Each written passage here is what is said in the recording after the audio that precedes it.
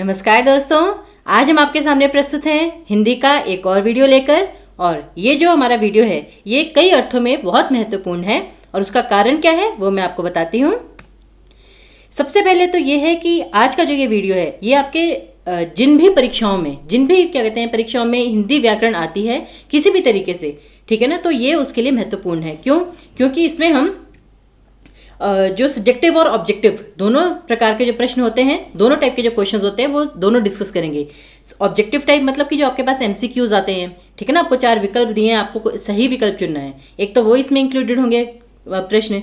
दूसरा subjective type, जैसे कि आपके एलाइड के एग्जाम्स हैं, क्लर्क वगैरह के एग्जाम्स हैं, उसमें आपके पास क्या होता, क्लर्क वगैरह में तो फिर भी एमसीक्यूज आते हैं, लेकिन जो दूसरे एलाइड वगैरह के एग्जाम्स हैं उसमें आपको निबंध लेखन आता है, गद्यांश पद्यांश की व्याख्या आती है। तो वो जो प्रश्न है वो भी हम आपके साथ यहाँ पर आज डिस्कस करेंगे। क्योंकि हमारे पास कुछ स्टूडेंट्स का आया था, उनकी क्वेरी आई थी कि भाई अभी हम एमसीक्यूज ही आपके साथ डिस्कस कर रहे थे, तो निबंध लेखन व्याख्या वो भी उन्हें जाननी थी। तो हर प्रकार के प्रश्न आज हम आपके साथ डिस्कस करेंगे। साथ ही साथ कुछ की पॉइंट्स, जैसे होते हैं ना कि आप ये विषय तो पढ़ रहे हैं लेकिन आप थ्योरी पढ़ रहे हैं, फिर उसके अभ्यास प्रश्न कर रहे हैं, बहुत मेहनत कर रहे हैं, लेकिन परीक्षाओं में आपके पास समय कम है और मार्क्स आपको काफ़ी ज़्यादा लेकर आने हैं। तो इसलिए कुछ की पॉइंट्स ऐसे होते हैं जिससे आप डिफ़िकल्ट से डिफ़िकल्ट जो टॉपिक होता है उसको भी बहुत इजीली समझ सकते हैं। लास्ट मोमेंट पे भी अगर आप पढ़ें तो आप समझ सकते हैं। तो इसलिए अगर आपके पास वैसे अलग से पढ़ने का समय नहीं है, ये वीडियोज़ भी अगर आप रेगुलरली देखते रहेंगे तो आपके लिए बहुत लाभदायक सिद्ध होंगी। उसके बाद है अलग अलग प्रकार के हम प्रश्न करेंगे। ऐसा नहीं कि हम सिर्फ आज 1 या 2 विषयों पर ही हम जो है प्रश्न करेंगे। कुल मिलाकर जो विषय हैं वो मैं अभी आपको आगे बताऊंगी। और साथ में प्रश्नों को हल करने का आसान तरीका। अब क्या होता है कि हमें ये टॉपिक अच्छे से आता है लेकिन उसके प्रश्न में हम कभी कभी घूम जाते हैं। एकदम से हमारे सामने प्रश्न आया, बिल्कुल हम कंफ्यूज हो गए कि तो बिल्कुल ही डिफरेंट टाइप का है, बहुत मुश्किल लग रहा है। लेकिन ऐसी कठिन परिस्थिति में भी सही तरीके से उन प्रश्नों को कैसे हल किया जाए वो हम आपको आगे बताएंगे। तो चलिए देखिए कि आज हमने कौन कौन से जो विषय हैं उन पर जो प्रश्न हम लेकर आए हैं। संधि विच्छेद, उपसर्ग प्रत्यय, समास और पर्यायवाची विलोम शब्द। अक्सर देखा गया है कि जितनी भी परीक्षाएं हैं उनमें कम से कम इन चारों में से तो प्रश्न पूछा ही जाता है किसी भी हालत में। और व्याकरण के जो विषय हैं जैसे वाक्य से संबंधित, वर्णों से संबंधित, वो फिर भी चाहे पूछ लिए जाए, लेकिन इनमें से तो प्रश्न काफ़ी 99% क्वेश्चन इन्हीं 4 विषयों में से आते हैं जहाँ पर एमसीक्यूज आते हैं। और जहाँ पर एमसीक्यूज नहीं भी आते, सब्जेक्टिव में भी आपके पास गद्यांश पद्यांश की व्याख्या आजकल काफ़ी आने लगी है, निबंध आने लगा है। निबंध हमेशा से ही आता है, लेकिन जो है ये वाले जो विषय हैं संधि विच्छेद उपसर्ग प्रत्यय, उसके भी प्रश्न पूछे जाते हैं कि आपको 5 शब्द दे दिए जाते हैं और पूछा जाता है कि इनका संधि विच्छेद करो या इनमें प्रयुक्त उपसर्ग और प्रत्यय बताओ। वहाँ पर आपके पास चॉइस भी नहीं है, वहाँ पर आपको अपनी समझ से, अपने ज्ञान से उसका उत्तर देना है। तो इन्हीं सभी विषयों पर आज हम प्रश्न करेंगे। तो सबसे पहले तो आ जाइए जो टॉपिक्स हैं कि संधि विच्छेद। अगर हम लें, आपके सामने ये सारे शब्द दिए गए हैं। मैं आपसे आशा करती हूँ कि इस वीडियो को यहीं पर पॉज करें और स्वयं से पहले इन सभी का जो है सही से संधि विच्छेद कीजिए, फिर इसका उत्तर देखिएगा, जिससे आपको पता चले कि आपने कितना सही किया, कितना गलत किया, कितनी आपको और तैयारी की आवश्यकता है, आपका स्तर क्या है, अभी तक कहाँ तक पहुँचे हैं आप, ठीक है ना। तो इससे वो लाभ होगा। तो देखिए कितने शब्द हैं, 1 2 3 4 5 6 7 शब्द हैं। प्रयास कीजिए एक बार इनका संधि विच्छेद करने का। तो इसका वैसे मैं आपको जैसे है ज्ञानोदय, मनोहर, मनोबल, निराधार, सत्कार, सच्चरित्र और दिव्यार्पण।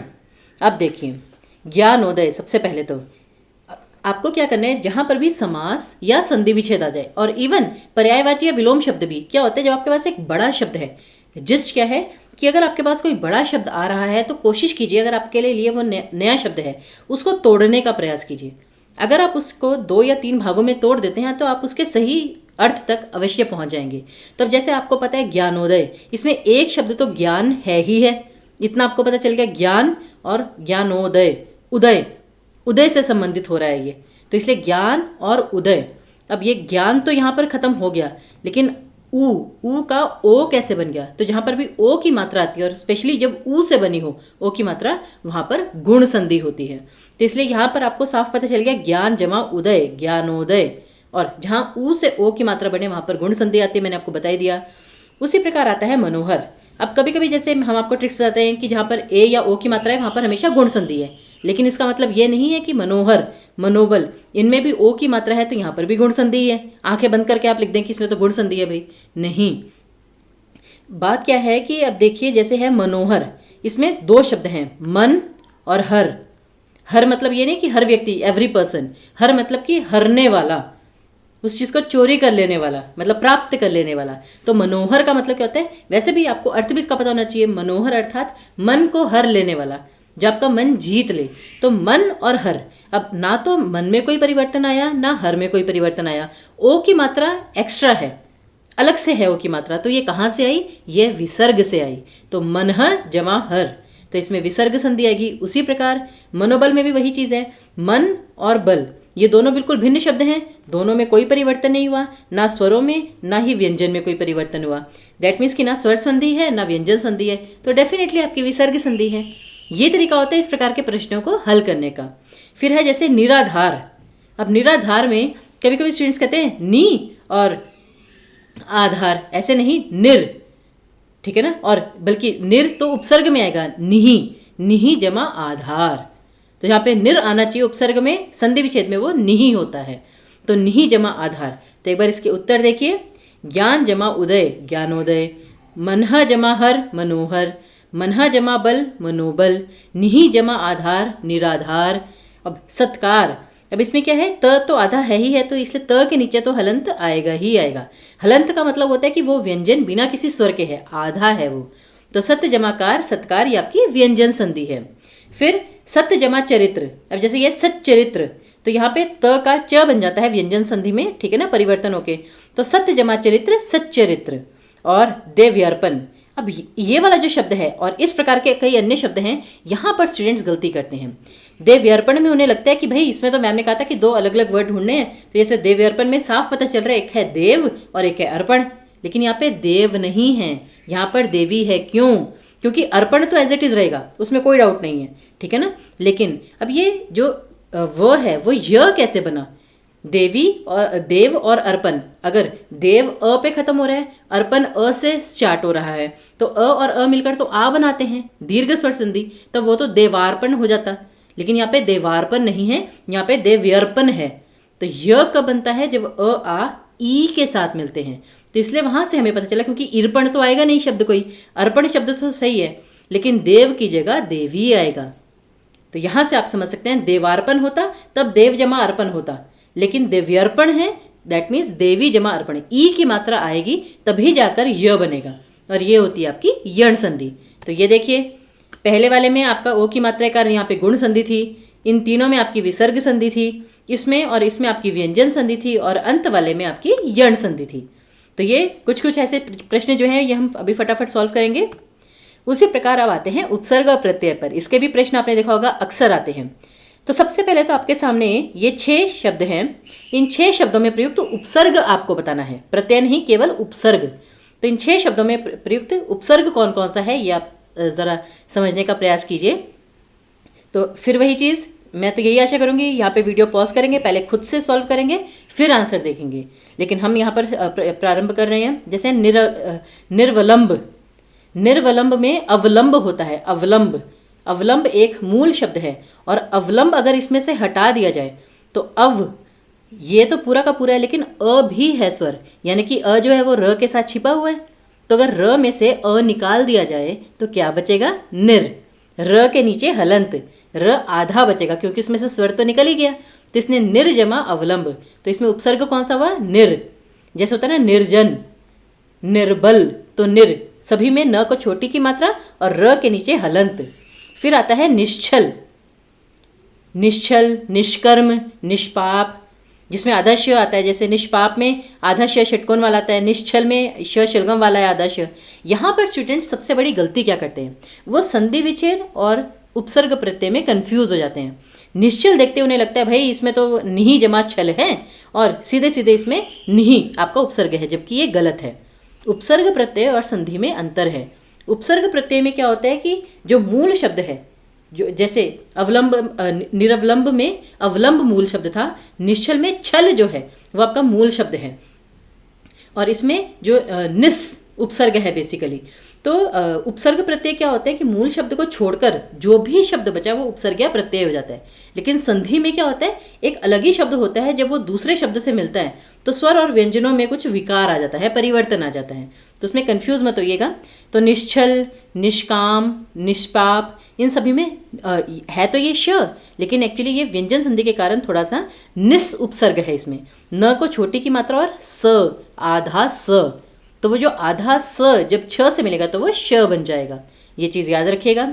पर्याप्त, अब पर्याप्त में परि जमा आप्त, ये वाले जो शब्द हैं, ठीक है ना, इसमें मूल शब्द छांटना थोड़ा सा इतना आसान नहीं होता, क्योंकि हम मतलब आप्त ये इतना कॉमन वर्ड नहीं है जो हम इतना यूज़ करें। जैसे निश्चल में तो छल हमें पता है कि मूल शब्द है, लेकिन पर्याप्त में परि जमा आप्त, पर्याप्त।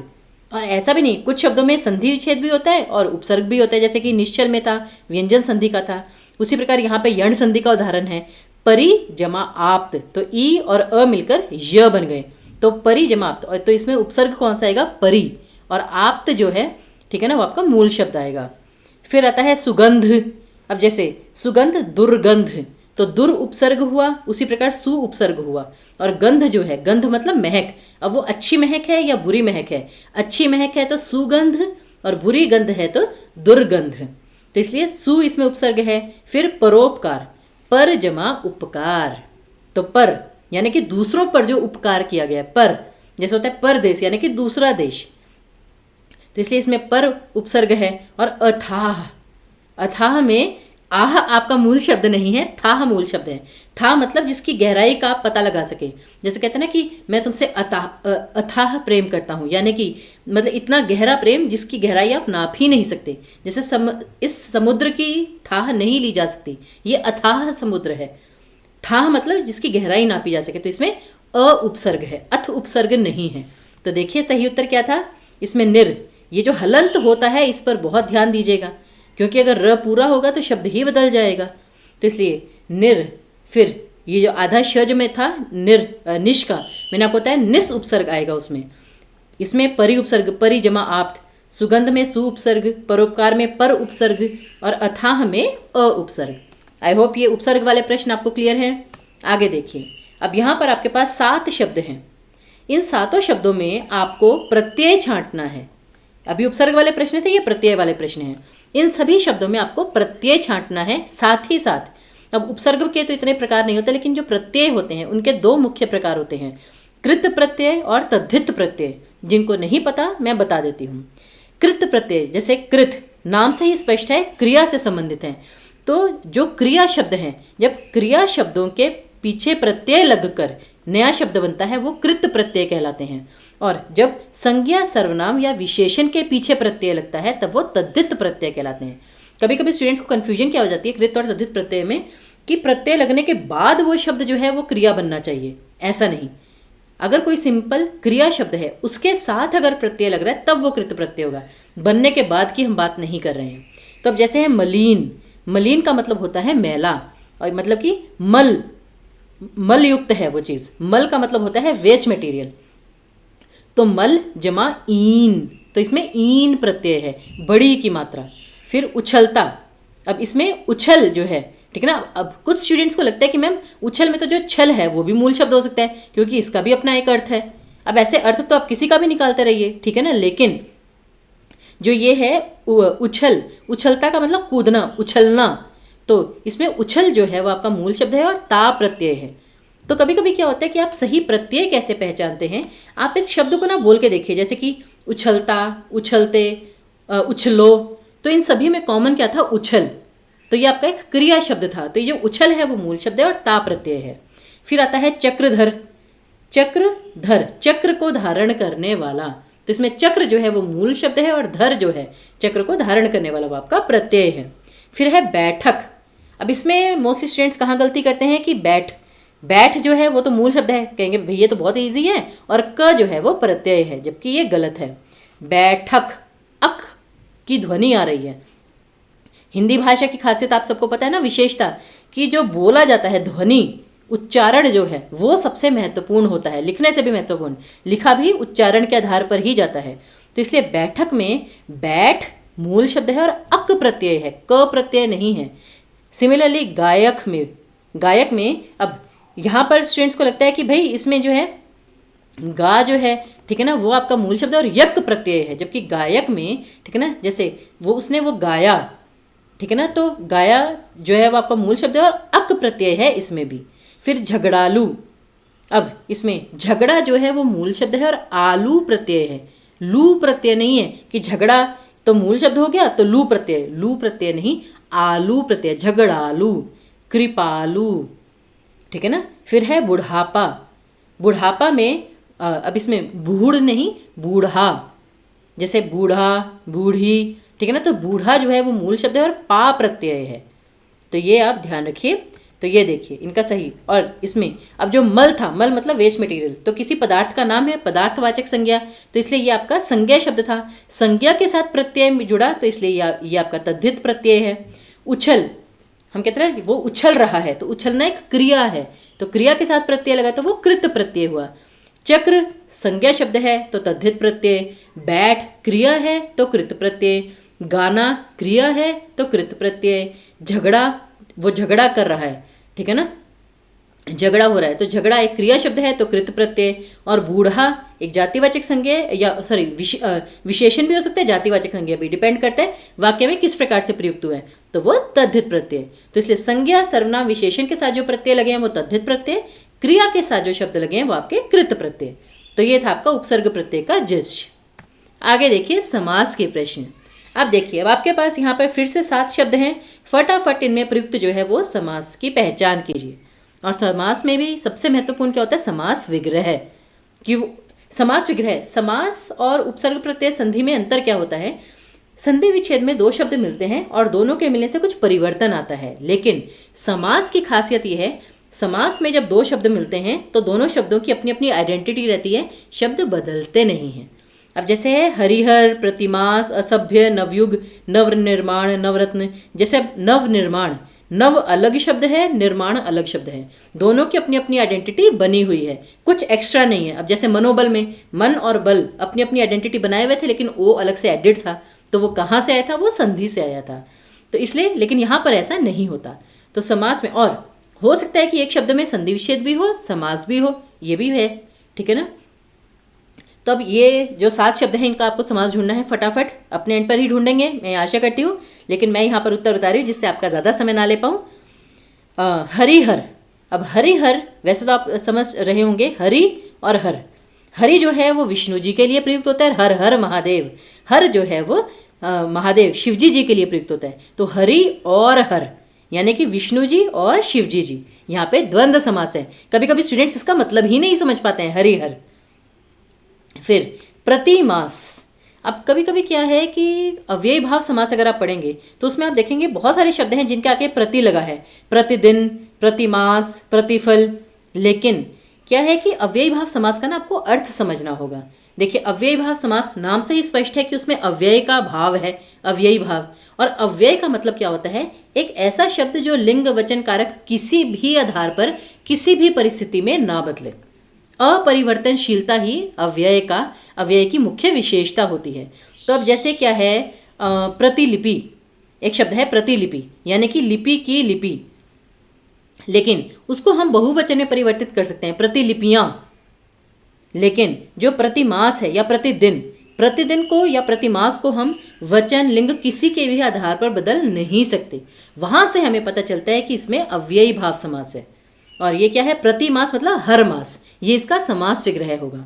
फिर आता है असभ्य। अब ये देखिए असभ्य, जो सभ्य नहीं है। अब मोस्ट स्टूडेंट्स क्या करते हैं, इसे कर्मधारय समास में ले लेते हैं कि सभ्य और या फिर अव्ययी भाव समास में ले लेते हैं, लेकिन असभ्य जो है, देखिए असभ्यता हो सकता है ना कि उसने पूरी सभा में असभ्यता दिखाई, असभ्यता मतलब कि जो बुरा आचरण है, तो असभ्य का असभ्यता हो गया, दैट मीन्स कि वो शब्द बदल गया, तो उसमें अव्ययी भाव समास तो हो ही नहीं सकता, पहले ही काट दीजिए। अब ये कर्मधारय समास नहीं है क्योंकि सभ्य की विशेषता नहीं बताई जा रही, ये किसी व्यक्ति की विशेषता बताई जा रही है कि वो असभ्य है यानी कि जो सभ्य नहीं है। तो ये वाला जो शब्द है ये बेसिकली आपका क्या होता है, तत्पुरुष समास, न तत्पुरुष समास। उच्चारण क्या है, न तत्पुरुष समास। तो पहले 2 का तो देखिए, हरि और हर द्वंद्व समास, प्रतिमास का हर मास अव्ययी भाव समास, और असभ्य का होता है जो सभ्य नहीं है। यानी जिस शब्द के साथ भी जैसे कहते हैं ना कि अनर्थ, यानी जिसका अर्थ ना हो, अनर्थ, अशांत, जो शांत नहीं है, तो ये जो नेगेटिविटी जो आ जाती है उसे हम कहते हैं नए तत्पुरुष समास। ये देखिए इसकी स्पेलिंग, और सॉरी इसमें ये जो आता है ये आधा आएगा, ये इसका थोड़ा माफ़ी दीजिए। लेकिन उसके और कुछ उदाहरण क्या हैं? अशांत, जो शांत नहीं है, अधर्म, जिसमें धर्म नहीं है, अनाथ, जिसके नाथ नहीं है, नाथ मतलब जिसके माता पिता नहीं है, अज्ञान, जिसका ज्ञान नहीं है, अमर, जो मर नहीं सकता, अनर्थ, जिसका अर्थ नहीं है। तो ये सारे आपके नए तत्पुरुष के और उदाहरण हैं। फिर आता है, अब ये 4 जो शब्द है ना, इन्हें ज़रा गौर से देखिएगा। नवयुग, नवनिर्माण, नवरत्न और नववर्ष। अब कहने के लिए अगर कुछ स्टूडेंट जैसे जल्दबाजी में तैयारी करते हैं, उन्होंने देखा कि एक जगह नवयुग में कर्मधारय समास था, बस वो याद कर लेते हैं, जहाँ पे भी नव आया फटाफट हम सभी में इन चारों में कर्मधारय समास लिखकर आ जाएंगे, काम खत्म। अब देखिए क्या है कि 2 प्रकार से ये प्रश्न आ सकता है। या तो ये जो शब्द है ये एक वाक्य में आपको प्रयुक्त करके दिया गया हो और फिर आपसे पूछा गया हो कि इसमें कौन सा समास है, तब आपके लिए थोड़ी आसानी हो जाती है, क्योंकि आपको वाक्य पढ़कर पता चल जाता है कि वो शब्द किस अर्थ में प्रयुक्त हुआ है, रीजन बिहाइंड। नव का मतलब 2 तरीके से होता है। नव का मतलब होता है नया, और नव का मतलब होता है 9। जैसे कि नवरात्रि, नवरात्रि मतलब 9 रात्रियों का समूह। और नव, जैसे हम कहते हैं ना नव वर्ष की शुभकामनाएं, नव यानी कि नया, तो नव का मतलब नया भी हो सकता है और 9 भी हो सकता है। अच्छा, अगर तो नया है तब तो कर्मधारय समास आएगा, और 9 है मतलब नंबर आ गया तो आपका द्विगु समास आएगा। अब आती है कन्फ्यूजन कि क्या किया जाए, और कभी कभी कुछ केसेस में तो बहुव्रीहि समास भी होते हैं। तब जैसे है नवयुग, अब इसका मतलब 9 युगों का समाहार भी हो सकता है और नया युग भी हो सकता है। तो अगर मैं वाक्य में आपको बोलूँ, मैं इस नवयुग में अपना साहित्य दूसरों के सामने प्रस्तुत करना चाहती हूँ, मैं इस नवयुग में, यानी कि मैं इस नए युग में, तो वहाँ पर नवयुग का मतलब है नया युग, तो डेफिनेटली आपका कर्मधारय समास होगा। लेकिन अगर मैं ये कहूँ कि मैं नवयुग से आपकी प्रतीक्षा कर रहा हूँ, यानी कि मैं 9 युगों से आपकी प्रतीक्षा कर रहा हूँ, तब वहाँ पे 9 युगों का समूह, ये समाहार, वो चीज़ आपकी आएगी द्विगु समास में। तब अगर आपके पास पेपर में सिंपल इतना शब्द आ जाता है कि नवयुग शब्द में कौन सा समास है, तो आप इन दोनों में से कोई भी शब्द जो है वो चूज़ कर सकते हैं। अगर आपको मतलब दूसरा नहीं पता, अगर तो दोनों ही पता है तो आप दोनों ही लिख दीजिए, वो तो बेस्ट रहेगा, जिससे कि एग्जामिनर को पता चल जाएगा आपको बेसिक पता है, आधार आपको अच्छे से पता है। लेकिन दोनों में से अगर आपको एक भी पता है, तब आप जैसे नवयुग में अगर आपको लगता है कि नया युग, तो लिख दीजिए नया युग, युग की विशेषता बतलाई जा रही है, अतः इसमें कर्मधारय समास है। तो सामने वाले को पता होगा कि आपने जो उत्तर दिया है उसका तर्क भी दिया है साथ में। उसी प्रकार है नवनिर्माण। नवनिर्माण जैसे कहते हैं ना कि ये जो बिल्डिंग है ये नवनिर्मित, ये महल है, ये नवनिर्मित महल है, यानी कि नया नया अभी निर्मित हुआ है, नया नया बना है, तो नवनिर्माण, नया नया निर्माण जो अभी अभी हुआ है, तब तो ये आपका कर्मधारय समास है। उसी प्रकार तो यहाँ पे तो आपका कर्मधारय समास आ गया। लेकिन अगर मैं ये कहूँ कि हो सकता है कि जैसे कोई मजदूर है या कोई कलाकार है, चलिए ये मानिए कोई कलाकार है, उसने अपनी 9 पेंटिंग्स बनाई, ठीक है ना, तो सामने उसकी 9 पेंटिंग्स रखी हैं, तो हम कहेंगे अपने नव निर्माणों में से सबसे उत्कृष्ट जो रचना है वो दिखाइए। तो वो जो अब है, अब उसका मतलब ये नहीं है कि वो नई नई रचनाएं, हो सकता है वो उसने 4 साल पहले बनाई हो, लेकिन उनका मतलब है कि 9 रचनाओं में से ये जो 9 निर्माण तुमने किए हैं, इनमें से तुम्हें सबसे बेहतरीन अपनी रचना कौन सी लगी। तो वो वैसे डिपेंड करेगा, लेकिन नवनिर्माण स्पेशली जो है उसे आप नया निर्माण ही लेके चलिएगा अगर सिंगल शब्द आए तो। अगला है नवरत्न। नवरत्न का सीधा सा मतलब है, इसमें नया रत्न नहीं होता, नवरत्न का मतलब होता है 9 रत्नों का समूह, 9 रत्नों का समाहार, तो ये तो आपका द्विगु समास है। लेकिन अब जैसे अशोक की उसमें सभा में नवरत्न थे उसके, जैसे बीरबल था, टोडरमल था, तानसेन था। तानसेन संगीत के लिए प्रसिद्ध थे, बीरबल अपनी मतलब नीति उसके लिए, चाटुकारिता उसके लिए ये प्रसिद्ध थे, टोडरमल जो थे वो वित्त मंत्रालय के लिए प्रसिद्ध थे, उनकी गणना फाइनेंस उसके लिए थे। तो उनके नवरत्न, ये जो 9 लोग थे स्पेशल, तो वहाँ पे 9 रत्नों का मतलब वो 9 लोग थे। तो यहाँ पे अगर उस प्रकार से यूज होते हैं बहुव्रीहि समास भी हो सकते हैं, लेकिन नवरत्न अगर सिंगल शब्द है इसे आप हमेशा द्विगु समास में ही लीजिएगा। और नववर्ष, नववर्ष वैसे तो नया वर्ष ही आएगा, 99.999% श्योर, बाकी सेंटेंस पे डिपेंड करेगा, ठीक है ना। तो इसलिए देखिए ये है नया युग, या 9 युगों का समूह, तो कर्मधारय होगा नए युग के लिए। 9 युगों का समूह हो तो उसमें द्विगु समास। तो वही मैंने आपको लेकिन पेपर में बताया, कंफ्यूज नहीं होना है। सिंगल अगर शब्द दिया गया है उसे आप किस अर्थ में ले रहे हैं, ठीक है ना, तो वो आप उसका एक्सप्लेनेशन जरूर दे दीजिएगा। अगला आता है पर्यायवाची विलोम शब्द। फटाफट देखिए इसका। अग्नि का पर्यायवाची कौन सा नहीं है? अतुल, वैष्णवर, वैश्वानर, धूम्रकेतु या दहन। अब जैसे अतुल, अतुल का मतलब क्या होता है? अतुलनीय, जिसकी तुलना ना की जा सके, तो ये अग्नि का पर्यायवाची हो ही नहीं सकता, तो सही उत्तर वही है। अब यहाँ पे क्या है, अगर आपको वैश्वानर का मतलब नहीं भी पता, धूम्रकेतु का मतलब नहीं भी पता, तब भी एटलीस्ट आपको ये तो पता है ना अतुल का पर्याय मतलब अतुल का अर्थ क्या है, वो किसी भी हालत में अग्नि का पर्यायवाची नहीं है। तो इसलिए सही उत्तर पेपर में अल्टीमेटली क्या है, मार्क्स चाहिए, सही उत्तर तक पहुंचना है आपको। अब धूम्रकेतु जो होता है, वैसे तो वो जो ये मीटियोर्स आते हैं, ठीक है ना, ऊपर अंतरिक्ष से, उन्हें कहा जाता है धूम्रकेतु, लेकिन वो भी एक तरह से कहते हैं ना आग का गोला, इसलिए वो अग्नि के पर्यायवाची के रूप में कभी कभी मान लिए जाते हैं। फिर है किरण का पर्यायवाची। अब किरण का पर्यायवाची जैसे कहते हैं ना सूर्य अपनी रश्मियां बिखेर रहा है, वहां से याद रखिए किरण का पर्यायवाची रश्मि भी होता है, ठीक है ना। अंबर का मतलब तो आसमान या कपड़ा होता है। दया, आप किस पे करुणा दिखा रहे हैं। अगला है चांदी का पर्यायवाची शब्द कौन सा है। अब देखिए चांदी जो आपकी धातु होती है, लेकिन अन्वेषण और शोध का मतलब तो क्या होता है, रिसर्च करना। अब कहाँ रिसर्च, कहाँ चांदी, दोनों बिल्कुल भिन्न हैं, तो ये तो बिल्कुल ही भिन्न हो गया। और गवेषण जो है, गवेषण का मतलब भी वही होता है, खोज, छानबीन, ठीक है ना। तो ये तीनों तो एक अर्थ में, लेकिन चंद्रहास, चंद्रहास जो है वो चांदी का पर्यायवाची है। तो ये देखिए अभ्यास करने से आपको कुछ कुछ नए नए शब्द पता चलते रहते हैं। फिर गंगा का पर्यायवाची कौन सा नहीं है। अब गंगा का पर्यायवाची, गंगा का एक भागीरथी जो है वो तो सभी को पता है, ये तो बहुत ईजी है।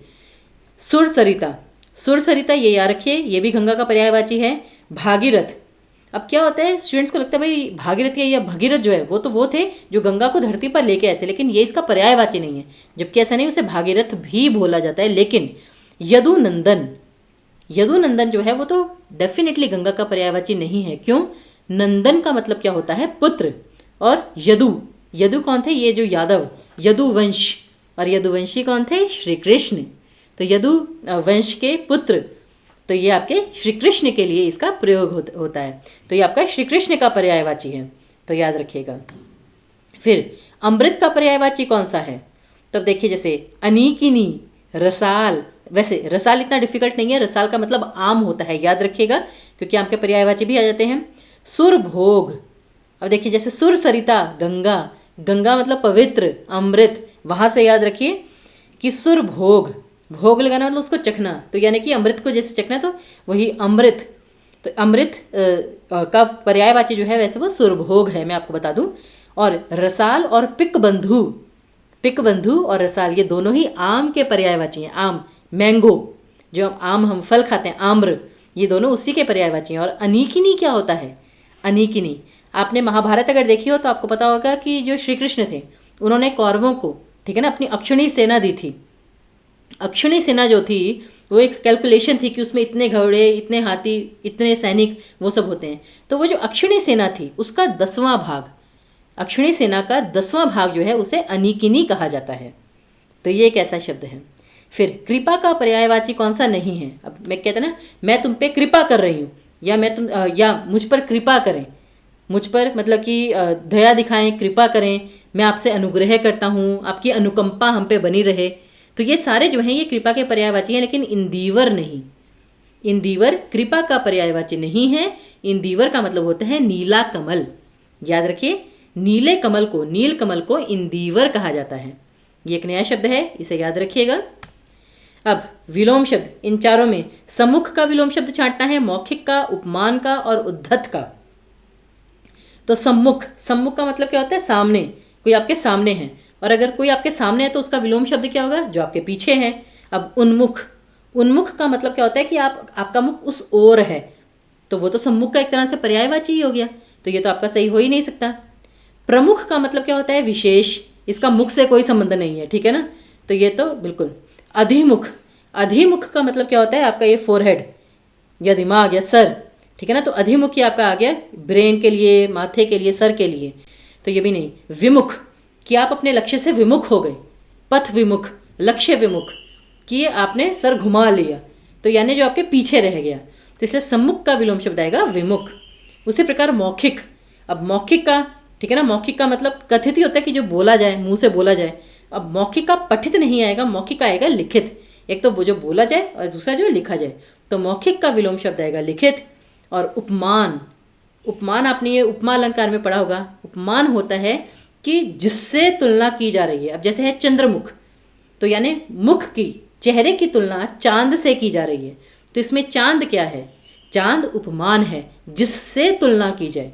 तो अब अनन्य, अनन्वय, अनन्वय जो है ये आपका परेशान करना, ये एक अलंकार का प्रकार होता है कि परेशान करना किसी को। फिर होता है व्यतिरेक, व्यतिरेक का मतलब होता है कि उसका मतलब कि ऑपोजिट, जैसे असमान, असमानता जब होती है, डिफरेंस दोनों में होता है, ठीक है ना, कह कुछ और रहे हैं, समझ कुछ और रहे हैं, सब कुछ मतलब बिल्कुल उल्टा कर रहे हैं, तो वो भी आपका एक अलंकार का ही व्यतिरेक अलंकार, ये उसका प्रकार होता है। अतुल मतलब फिर से वही अतुलनीय, जिसकी तुलना ना की जा सके। तो उपमान जिससे तुलना हो रही है, और उपमान का उपमेय जिसकी तुलना हो रही है। तो जैसे मैंने चंद्रमुख कहा था, तो चंद्रमुख तो था उपमान, और मुख जिसकी तुलना की जा रही है, जिसे कंपेयर किया जा रहा है, वो होता है उपमेय। तो करेक्ट ऑप्शन है आपका डी ऑप्शन। तो ये देखिए, अनन्वय का मतलब होता है परेशान करना, और व्यतिरेक का मतलब होता है असमानता, डिफरेंस। फिर आता है उद्धत। उद्धत का मतलब क्या होता है? बहुत ही, जैसे कहते हैं ना कि शोर मचाने वाला, परेशान करने वाला, उद्दंड बालक, कि तुम तो बहुत ज़्यादा मतलब बहुत शैतान हो, बहुत शरारती हो, उसे कहते हैं उद्धत। अब प्रॉब्लम ये आती है कि ये जो उद्धत, इसका पर्याय विलोम शब्द सौम्य भी हो सकता है, विनीत भी हो सकता है, विनम्र भी। विनयशील, इसकी तो स्पेलिंग्स ही गलत हैं, तो ये तो वैसे ही गलत हो गया। विनयशील नहीं होता, विनम्र होता है या विनीत होता है।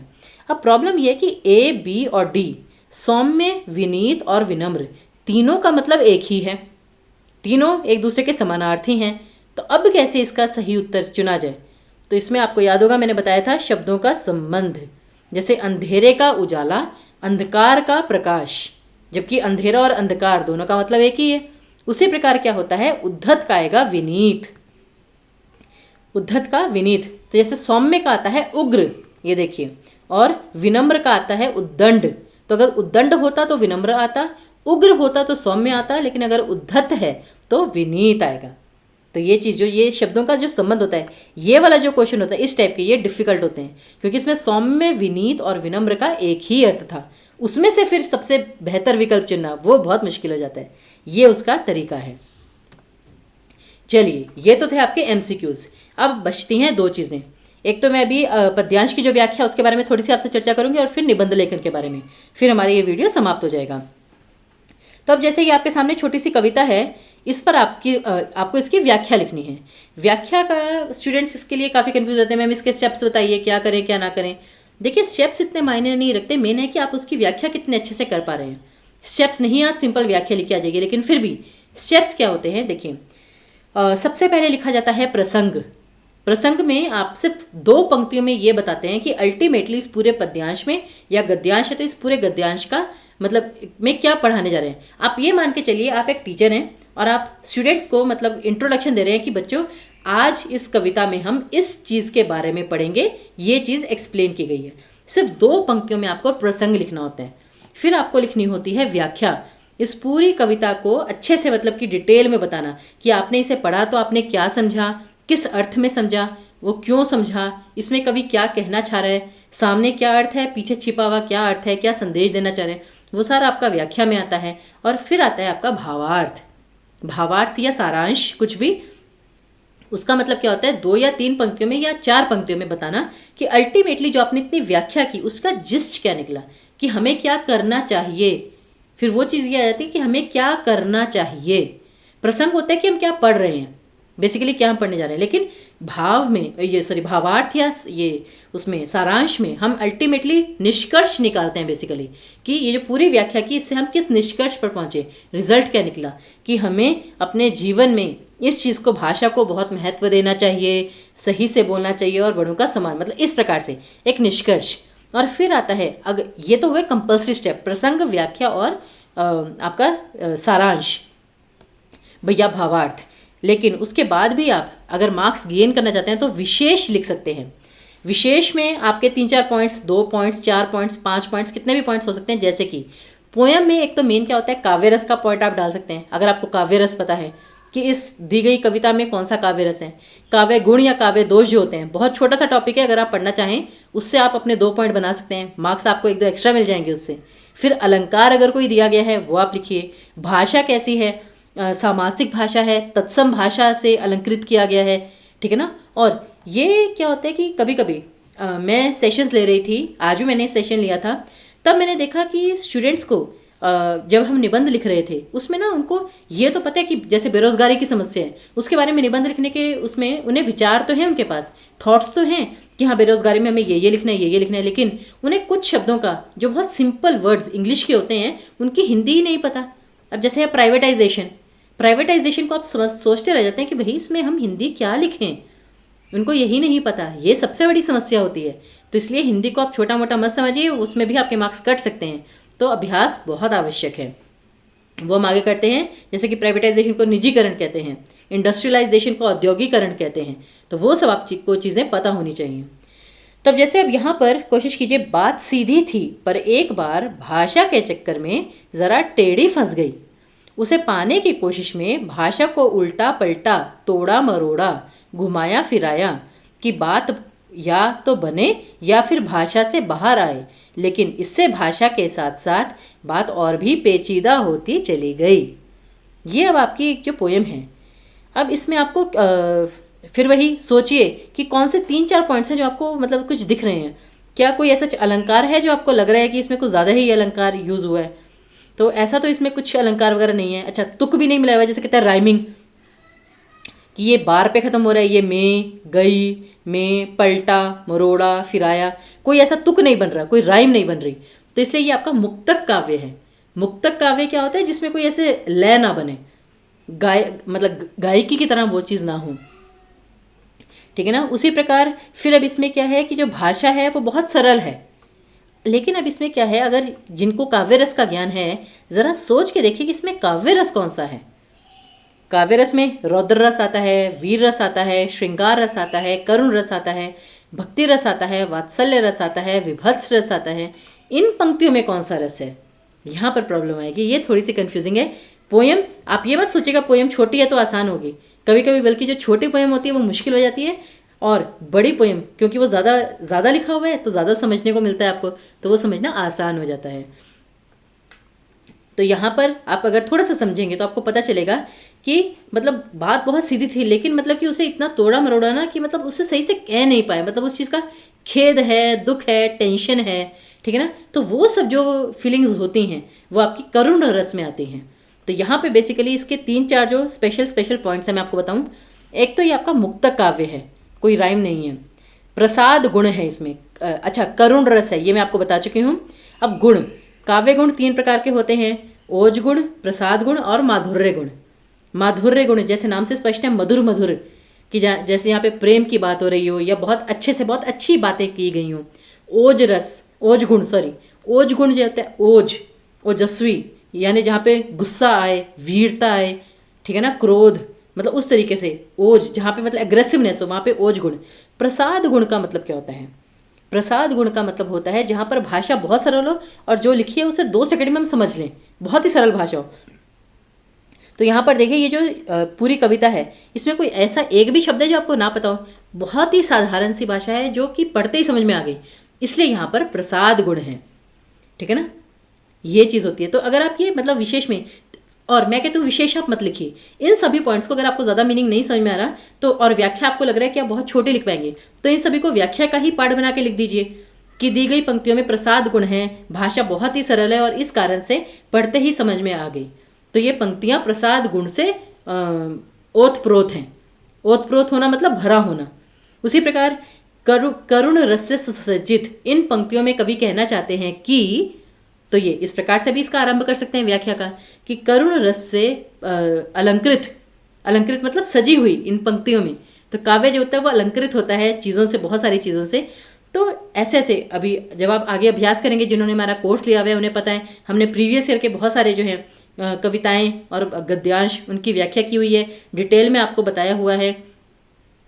फिर शब्द युग्मों का सार्थक प्रयोग।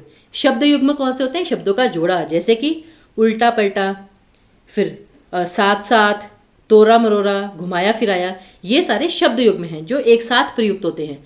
तो इनका भी बहुत अच्छे से प्रयोग किया गया है। फिर टेढ़ी फंस गई, पेचीदा होती चली गई, ये जो वाक्यांश है, वाक्यांश मतलब वाक्यों का अंश, सब सेंटेंसेस के पार्ट्स, ये जो है इनमें ये जो आदि वाक्यांश हैं ये लाक्षणिक हैं और भावाभिव्यंजक हैं।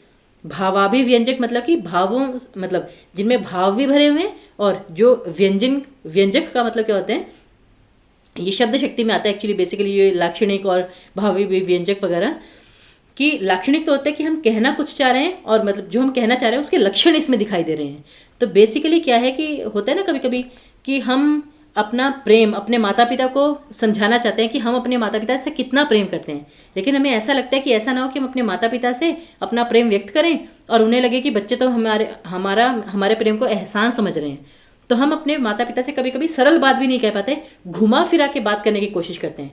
या फिर क्या होता है, कभी कभी हमें, जैसे हम बहुत अच्छे राइटर हैं, बहुत अच्छे पोएट हैं, हमने कोई रचना की, ठीक है ना, लेकिन हमें लगा कि ये ना सिंपल भाषा में अच्छी नहीं लग रही है, हमने तो कठिन शब्द डाल दिए कि भाई, या फिर जैसे निबंध होते हैं, निबंध लिखते वक्त हम डिफ़िकल्ट वर्ड्स डाल देते हैं उसमें, तो जो सीधी बात एग्जामिनर को समझनी चाहिए वो उसे ढंग से समझ में नहीं आती, उसे साफ पता चल जाता है कि आपने सिर्फ इम्प्रेस करने के लिए मुश्किल शब्द इसमें जो हैं वो प्रयुक्त किए हुए हैं, इनका मतलब इतना कोई नहीं बन रहा और प्रभावी भाषा भी नहीं लगती। फिर वहाँ पर क्या होता है कि आपकी मतलब भाषा जो है, कहना कुछ और चाह रहे हैं, कह कुछ और जाते हैं, तो इसलिए आपके भाव सामने वाला समझ नहीं पाता है। तो बेसिकली इस पूरी कविता में ये चीज़ बताई गई है। तो ये देखिए, व्याख्या में मतलब आप कौन से पॉइंट्स पर अपना वो करेंगे कि जैसे भाषा को अलंकृत एवं प्रभावपूर्ण बनाने के फेर में भावों की अभिव्यक्ति क्लिष्ट हो गई है। क्लिष्ट हो जाना मतलब मुश्किल हो गई है कि हम जो अपनी भावों को, इमोशंस को एक्सप्रेस करना चाहते थे वो मुश्किल हो गए, क्योंकि जो हम कहना चाहते थे वो हम कह ही नहीं पाए। शब्दों को तोड़ने मरोड़ने से भाव सौंदर्य नष्ट हो जाता है, क्योंकि कविता की मुख्य विशेषता क्या होती है कि कविता हमारे इमोशंस से जुड़ी होती है, वो तथ्यों पे कम आधारित होती है, कल्पना पे, हमारे भावों से संबंधित होती है। और कविता में ही अगर आपने मतलब ऐसे शब्दों का प्रयोग किया जिससे बस मुश्किल शब्द दिख रहे हैं लेकिन उससे भाव नहीं जोड़ रहे हैं, ठीक है ना, तो वो फिर व्यर्थ हो जाता है तथा अर्थ की सहज अभिव्यक्ति में बाधा आ जाती है। तो इसी चीज़ को आपको डिटेल में व्याख्या करके लिखना है। और भाव, जो एंड में जो भाव होगा, सारांश, भावार्थ, उसमें आप क्या लिखेंगे कि इसमें यह भाव व्यक्त हुआ है कि कथ्य मतलब जो आप कहना चाह रहे हैं, कथ्य को सरल एवं संप्रेष्य बनाने के लिए, संप्रेष्य मतलब कम्युनिकेबल, कि जो चीज़ दूसरों को बताई जा सके, बनाने के लिए शब्दों की तोड़ मरोड़ उचित नहीं रहती है। कविता सरल, सहज एवं सुंदर भाव बोध के अनुरूप होनी चाहिए। किसी भी रचना में अर्थबोध अलंकृत भाषा से अधिक महत्वपूर्ण है। कि आप कोई भी रचना लिख रहे हैं, आप उपन्यास लिख रहे हैं, कहानी लिख रहे हैं, कविता लिख रहे हैं, उसमें उसका मीनिंग समझ में आना ज़्यादा इंपॉर्टेंट है, इससे ज़्यादा कि आपने अलंकृत भाषा का प्रयोग किया, कि आपने वर्ड जो हैं चाहे वो सिंपल यूज़ किए हो, लेकिन अगर अर्थ उसका समझ में आ रहा है सामने वाले को, तभी वो इंपॉर्टेंट होगा। तो ये इसका भाव है। तो इसलिए जो मैंने पहले आपको बताया था वो आप विशेष में लिख सकते हैं या व्याख्या में ही इंक्लूड कर सकते हैं। तो इस प्रकार से आप पद्यांश की व्याख्या करेंगे। फिर आता है अंत में निबंध, जहाँ पर सारे स्टूडेंट्स आकर फंसते हैं। क्यों? क्योंकि सबसे ज़्यादा मार्क्स का निबंध ही आता है, 20 या 30 मार्क्स का कम से कम। तो अब जैसे याद रखिएगा, जब भी आपका पेपर होगा तो उसके आसपास जो रीसेंट टॉपिक्स चल रहे होंगे ना, जिस लेवल पर अब आप हैं उसी में से आएगा। तो अब जैसे एक्सपेक्टेड टॉपिक्स क्या हैं, अगर आप पास में कोई परीक्षा होती है, शिक्षा से संबंधित, राजनीति में युवाओं का योगदान, कोरोना पे मतलब कुछ उस तरीके से घुमा फिरा किया जाएगा, बेरोजगारी, स्वास्थ्य सुविधाओं का आधुनिकीकरण।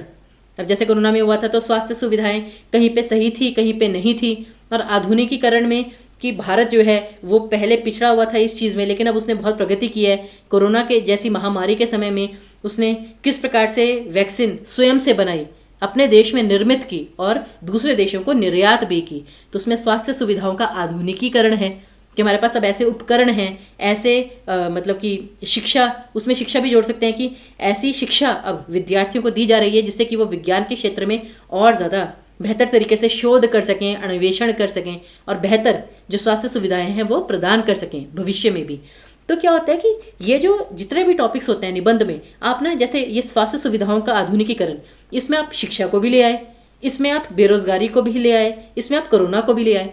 तो कैसे आप अपने आपके पास जो जानकारी है, आपकी जो नॉलेज है, उसे आप दिए गए विषय में कैसे इंक्लूड करते हैं, ये आपकी कला को बताता है। और भारत के लिए अंतर्राष्ट्रीय संबंधों का महत्व, तो इसमें आप कौन सा टॉपिक इंक्लूड कर सकते हैं, जैसे कि आप कह सकते हैं कि अभी रूस और यूक्रेन का जो युद्ध हो रहा है, ठीक है ना, उसमें भारत की नीति क्या थी, विदेश नीति, कैसे उस नीति के कारण भारत सबसे आगे उठकर आया, कि जैसे रूस भी इंडिया से बात करने को तैयार था, यूक्रेन भी बात करने को तैयार था, तो मतलब भारत उस मजबूत स्थिति में था कि किस प्रकार से उसने अपना अंतर्राष्ट्रीय स्तर पर अपने आप को मजबूत बनाया, और उन संबंधों का महत्व क्या है, कि भारत को उससे फ़ायदा क्या हुआ, कि जैसे कच्चा तेल जो है वो सही कीमतों पे मिला, ठीक है ना, कि हम पर कोई भेदभाव का आरोप भी नहीं लगा पाया, ऐसी कूटनीति थी। तो बहुत सारी चीज़ें आप इसमें इंक्लूड कर सकते हैं। अब आता है सवाल कि स्टूडेंट्स पूछते हैं मैम निबंध में भी कोई प्रोसीजर होता है, ऐसे ऐसे करना है, कैसे लिखें हम निबंध को। देखिए सिंपल सी बात है, मेन तो एक तो आपको क्या करना है, निबंध का मतलब क्या है, जो भी विषय दिया गया है उसके बारे में वो ये जानना चाहते हैं कि आपको उसके विषय के बारे में क्या जानकारी है, करना क्या है। ये जो कुछ पॉइंट्स हैं, विषय का अर्थ समझे या नहीं, पहले 3-4 पंक्तियों में तो जो विषय आपने चुना है, ठीक है ना, उसके बारे में थोड़ा सा बता दीजिए। अब जैसे हम कहते हैं कि राजनीति में युवाओं का योगदान, अब यहाँ पर हम स्टार्टिंग से ही ना, कभी कभी स्टूडेंट्स क्या करते हैं निबंध में स्टार्टिंग से ही, राजनीति में आजकल युवाओं का योगदान बहुत महत्वपूर्ण हो गया है, और फिर वो उसके रीज़न बताने लग जाते हैं, और इस प्रकार से वो निबंध प्रारंभ करते हैं। ये बिल्कुल गलत तरीका है निबंध का भाई। सबसे पहले निबंध में आप ये तो बताइए राजनीति आप किस अर्थ में ले रहे हैं, राजनीति सिर्फ आप जो जनरल पॉलिटिक्स है उसमें ले रहे हैं, या राजनीति जो कि विभिन्न विभिन्न चीज़ों में होती है। पॉलिटिक्स सिर्फ ये नहीं कि देश को चलाने के लिए जो पॉलिटिक्स है, पॉलिटिक्स तो काम में भी चलती है, पॉलिटिक्स तो ऑफिसेज में भी चलती है, आपके कार्यस्थलों पर। तो आप राजनीति को किस अर्थ में ले रहे हैं, और उसमें फिर युवाओं का योगदान क्या है। तो पहले आपको 3-4 पंक्तियों में उस चीज़ से स्टार्ट करना है कि जैसे राजनीति, कि कोई भी देश, जैसे आप प्रारंभ आप इस प्रकार से कर सकते हैं, मैं एक आइडिया दे रही हूँ कि कोई भी यह कहा जा सकता है विश्व में संपन्न देशों की कमी नहीं है, हर देश आज अपने विकास के लिए नए नए कदम उठा रहा है और नए नए विकास के मार्ग खोज रहा है, और बहुत सारे देश ऐसे भी हैं जहाँ पर धन धान्य की प्राकृतिक संपदाओं की कोई कमी नहीं है, फिर भी वो देश पिछड़े हुए हैं दूसरे देशों की तुलना में, मतलब दूसरे देशों की तुलना में फिर भी वे देश बहुत पीछे रह चुके हैं। इसका सबसे महत्वपूर्ण कारण है वहाँ की सक्रिय राजनीति, वहाँ का शासन प्रशासन, प्रशासनिक व्यवस्था जिस प्रकार की होती है, देश का भविष्य उसी पर आधारित होता है। इस प्रकार से आप प्रारंभ करेंगे। वहाँ से आपने बताया कि राजनीति मतलब जो देश का प्रशासन होता है, जो देश को चलाने वाली व्यवस्था होती है, आप उस राजनीति की बात कर रहे हैं। फिर धीरे धीरे आप वहाँ पर आते हैं कि राजनीति का रोल क्या होता है, फिर राजनीति में आपको नए नए मतलब किस प्रकार से आइडियाज़ चाहिए होते हैं, उसमें एक्टिवनेस चाहिए होती है, सक्रिय सहभागिता चाहिए होती है, ठीक है ना, और उसमें कैसे आपको हर समय दूसरों से संबंध अच्छे बनाए रखने के लिए नई नई युक्तियाँ चाहिए होती हैं, फिर उसमें युवाओं का योगदान क्या है। तो स्टार्टिंग आपको पहले टॉपिक को इंट्रोड्यूस करने से करनी है प्रॉपरली, फिर प्रारंभ जो है हमेशा प्रभावी होना चाहिए। देखिए इतना बड़ा निबंध है, ये सत्य है कि एग्जामिनर बहुत ज़्यादा डिटेल में नहीं पढ़ेगा, हाँ सरसरी तौर पर मोटे तौर पर पूरा एक बार को पढ़ सकता है, लेकिन स्टार्टिंग के जो 7-8 लाइन्स हैं वो आपको इफेक्टिव लिखनी ही होंगी। इसीलिए कहते हैं ना कि जो भी निबंध आप चूज़ करेंगे, स्टार्टिंग का पहला पैराग्राफ लिखने के लिए आपको थोड़ा समय सोचना पड़ेगा, टाइम दीजिएगा, जल्दबाजी में नहीं। बीच का जो पार्ट है, हाँ बीच में जैसे ये आता है ना कि वर्तमान में विषय का संबंध या विषय से जुड़ी आधारभूत जानकारी या विचारों का विस्तार तर्क सहित, ये जो बीच का जो पार्ट आ जाता है, इसमें आप मतलब कि थोड़ा सा ऊपर नीचे कर सकते हैं, भाषा ऊपर नीचे हो जाए इतना फ़र्क नहीं पड़ता है, ठीक है ना। मेन क्या होता है, स्टार्टिंग थोड़ी ज़्यादा इंप्रेसिव होनी चाहिए, और फिर जैसे मैंने इंट्रोड्यूस किया आपने टॉपिक, फिर वर्तमान में विषय का महत्व है, फिर आप उससे बताइए कि जैसा उदाहरण के तौर पर यदि हम भारत की राजनीति को ही लें, भारत की राजनीति में नित्य नए नए मोड़ आते जा रहे हैं, नए नए हम बदलाव देख रहे हैं, और इन बदलावों के कारण भारत की छवि न केवल देश के अंदर ही अपितु पूरे विश्व में उसमें बहुत परिवर्तन आया है।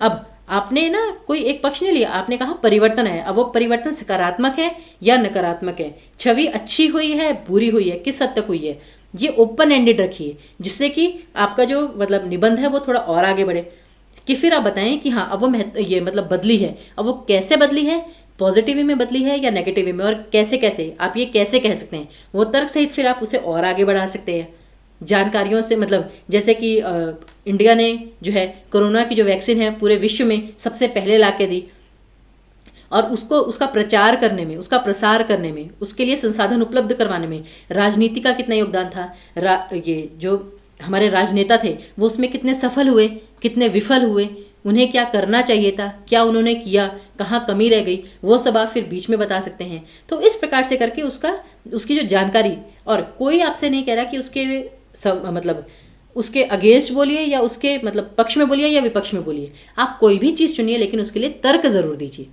आपको अपना पॉइंट साबित करने के लिए तर्क ज़रूर देने हैं।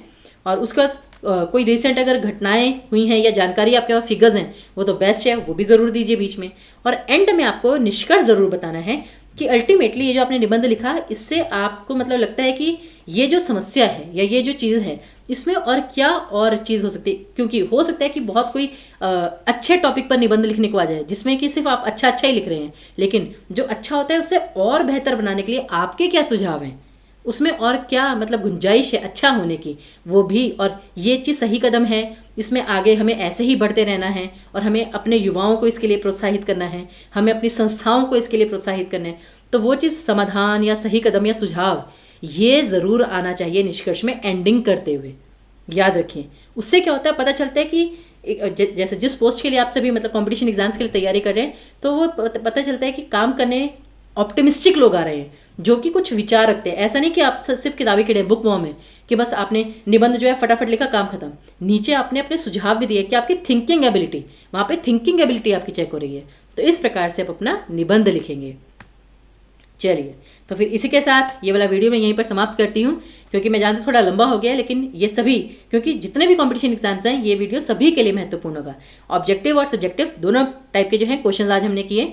तो उसके संबंधित कोई भी क्वेरी हो आप हमसे पूछ सकते हैं। हमारा फ़ोन नंबर और ईमेल आईडी आपके सामने है, इसे आप नोट कर लीजिएगा प्लीज़।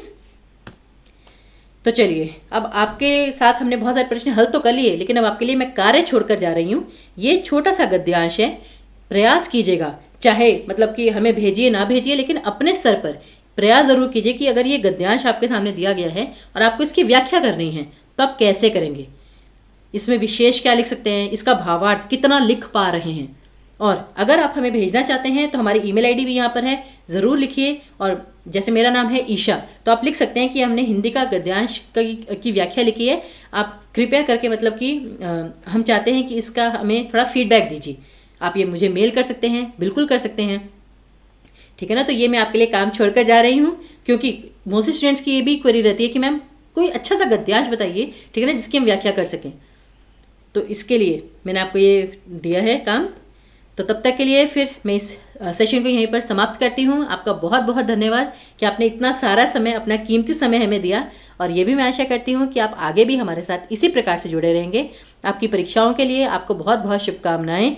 बहुत अच्छे से प्रयास कीजिए, उत्तीर्ण होइए, हमारी शुभकामनाएं आपके साथ हैं। तब तक के लिए हमें विदा दीजिए। धन्यवाद।